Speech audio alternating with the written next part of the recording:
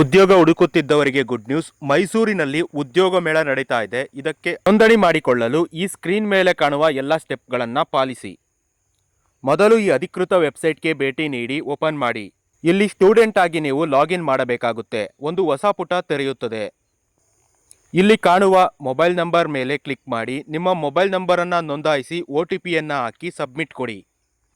ನಂತರ ಈ page open ಆಗುತ್ತೆ. ಇಲ್ಲಿ ನಿಮ್ಮ ಪರ್ಸನಲ್ ಡೀಟೇಲ್ಸನ್ನು ಹಾಕಿ, ಅಂದರೆ ನಿಮ್ಮ ಸ್ಥಳ, ಡೇಟ್ ಆಫ್ ಬರ್ತ್, ಹೆಸರು, ಜೆಂಡರ್ ಆಯ್ಕೆ ಮಾಡಿ ಸಬ್ಮಿಟ್ ಮಾಡಿ. ಅದಾದ ಬಳಿಕ ನಿಮ್ಮ ಶೈಕ್ಷಣಿಕ ವಿದ್ಯಾರ್ಹತೆ ಏನಾಗಿದೆ ಎಂಬ ಮಾಹಿತಿಯನ್ನು ನೀಡಿ. ನಂತರ ನಿಮ್ಮ ಕ್ವಾಲಿಫಿಕೇಷನ್ ಏನೇನಾಗಿದೆ, ಯಾವ ವರ್ಷದಲ್ಲಿ ಆಗಿದೆ ಅನ್ನೋದನ್ನು ನಮೂದಿಸಿ. ನೀವೇನಾದರೂ ಈಗ ಎಜುಕೇಷನ್ ಮಾಡ್ತಿದ್ದರೆ ಕರೆಂಟ್ಲಿ ಪರ್ಸೂಯಿಂಗ್ ಎಂಬ ಆಯ್ಕೆಯನ್ನು ಕ್ಲಿಕ್ ಮಾಡಿ ಮತ್ತು ಮುಂದುವರಿಯಿರಿ.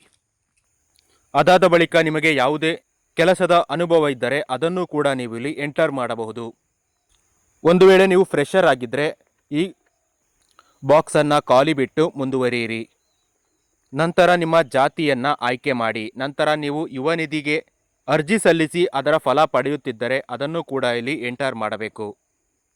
ನಂತರ ನಿಮಗೆ ಕೌಶಲ್ಯ ತರಬೇತಿ ಏನಾದರೂ ಬೇಕಿದ್ದರೆ ಪಡಿತೀರಾ ಅಂತಂದರೆ ಅದನ್ನು ಕೂಡ ಹೌದು ಇಲ್ಲ ಎಂದು ನಮೂದಿಸಬೇಕಾಗುತ್ತೆ.